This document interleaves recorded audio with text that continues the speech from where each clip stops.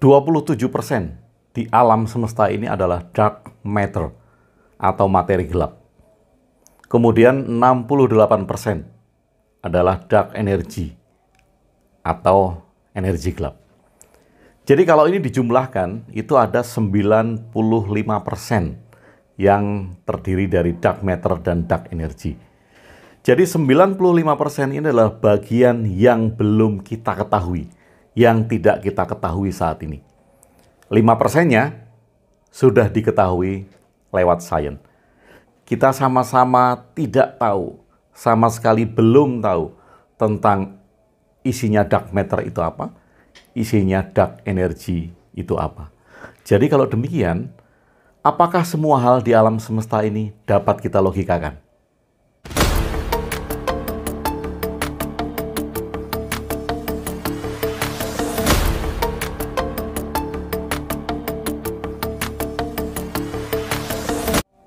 Sahabat Bahtera, mungkin kalau Anda hanya melihat video saya sepotong-sepotong, kemudian akan menilai saya, menganggap saya bahwa saya adalah orang yang logis, orang yang selalu menempatkan logika di atas segala-galanya.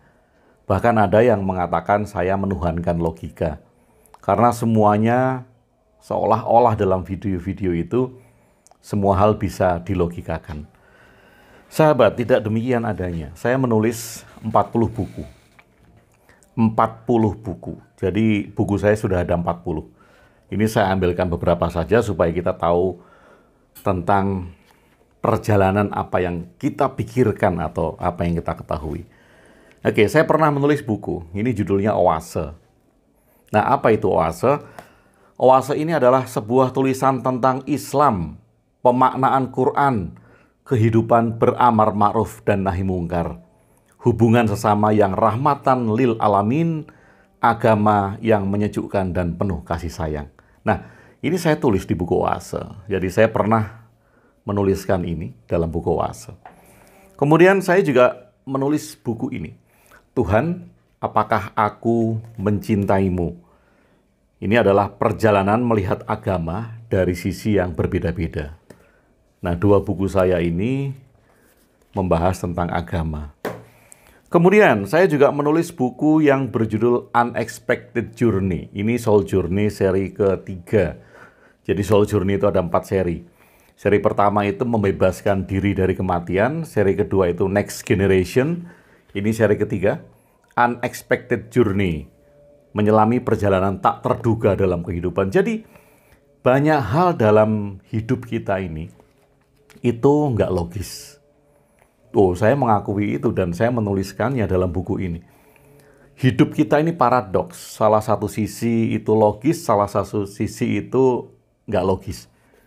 Dan kalau kita memahami tentang paradoks kehidupan, maka kita tidak terjebak di dalam salah satu sisi. Banyak orang yang terjebak, dia hanya mengandalkan logika. Kemudian banyak yang terjebak, dia hanya mengandalkan yang nggak logis. Jadi dua-duanya sedang terjebak. Satu, dia terjebak menjadi manusia logis, dan satu, dia terjebak menjadi manusia yang nggak logis.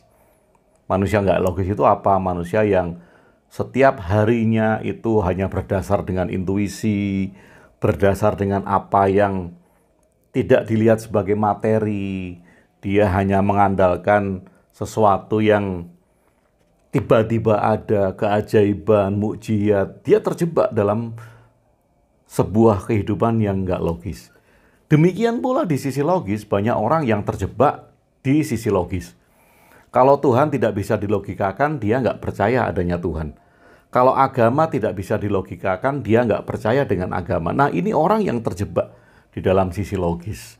Nah, saya menuliskan bagian-bagian itu di buku Unexpected Journey agar kita tidak terjebak di sisi kiri atau di sisi kanan. Kadangkala kehidupan itu logis, dan kadangkala kehidupan itu menjadi tidak logis. Ini paradoks. Kita harus menerimanya karena ini paradoksial. Hidup yang paradoks. Salah satu sisi kita bisa melogikakan apa yang kita dapatkan selama ini. Di salah satu sisi ada hal-hal yang nggak bisa kita logikakan.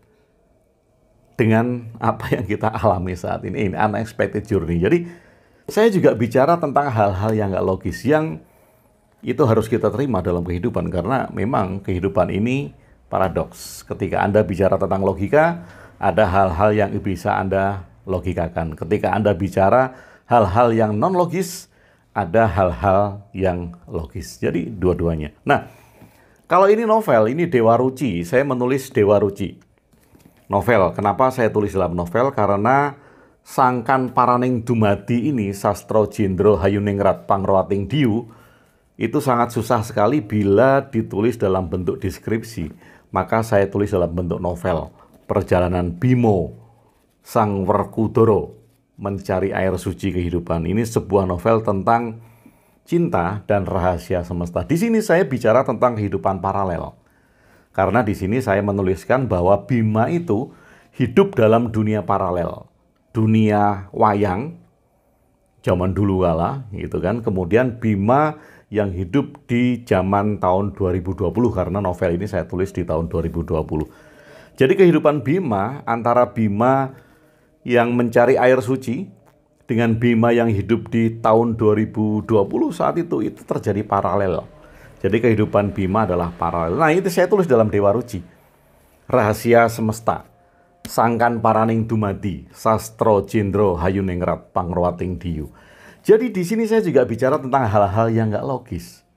Di samping saya juga menuliskan hal-hal yang logis. Bagaimana alam semesta ini tercipta, kenapa kok dunia paralel itu dianggap ada, kemudian benarkah kita memahami salah satu paralelisasi dalam alam semesta. Nah, saya juga menuliskan hal ini, jadi kalau ada yang bilang saya itu hanya mengandalkan logika, itu bagian yang mana? Yang bilang bahwa saya itu selalu logis. Kemudian ini Soul Journey seri keempat yang berjudul God. Mungkin Anda tahu sesuatu yang tidak ingin Anda ketahui. Nah, ini yang banyak terjadi, bahwa kadangkala kita itu tahu, tapi kita nggak ingin tahu. Misalnya, Tuhan itu sebetulnya tidak ada. Ini misalnya ya, jangan marah. Tuhan sebetulnya nggak ada, dan Anda tahu. Tetapi Anda mungkin tahu sesuatu yang tidak ingin Anda ketahui. Kenapa? Karena budaya sudah mengakar, dogma sudah kuat. Hampir semua orang mengatakan Tuhan ada. Kalau Anda sendiri yang mengatakan Tuhan nggak ada, Anda akan dianggap aneh. Ini kan hal-hal yang mendasari Anda mungkin tahu sesuatu yang tidak ingin Anda ketahui. Nah, ini saya tulis dalam buku God. Di buku ini saya menuliskan tentang historicizing literature. Jadi bagaimana kita melihat sebuah kitab suci, kitab yang kita anggap suci, kitab yang dianggap suci oleh pemeluknya. Nah, bagi saya semua kitab suci adalah historicizing literature. Kita bisa mempelajarinya karena itu adalah sastra yang sangat tinggi, mengandung pelajaran-pelajaran yang mulia. Nah, ini saya tulis di sini. Jadi logisnya yang mana gitu. Oke, kemudian yang terakhir, ini terakhir. Saya menulis buku yang berjudul The Secret Doctrine. Hidup realistis, namun bukan matematis. Nah, ini saya menyodorkan sebuah ide atau pemikiran tentang hidup realistis tapi tidak matematis. Realistis misalnya saya lapar, realistis ya. Oh, lapar itu realis ya, realistis. Oh, kemudian saya mau makan gitu. Kalau saya mau makan, saya hanya punya uang 10.000 misalnya, saya akan cari warung yang harganya bisa saya jangkau dengan uang 10.000 saya. Itu realistis. Tapi kemudian jangan saya menjadi matematis. Matematis itu semuanya menjadi robotik. Saya makan di bawah 10.000 terus supaya saya ngirit walaupun saya punya uang untuk meningkatkan makanan saya di atas 10.000. Nah, itu saya menjadi matematis. Nah, hidup realistis boleh. Karena hidup ini ya mesti realistis. Tetapi ya, mbok ya jangan matematis gitu loh. Kalau Anda punya ya berikan yang lebih. Kalau memang Anda tidak punya ya stop dulu itu loh.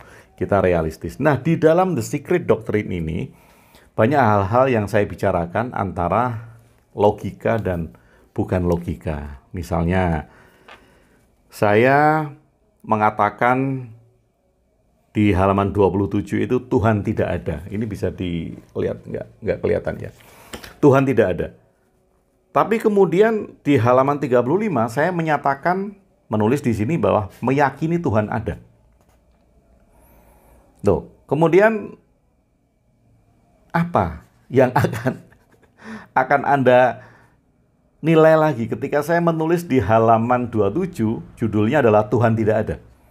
Kemudian di halaman 35, saya menulis meyakini Tuhan ada.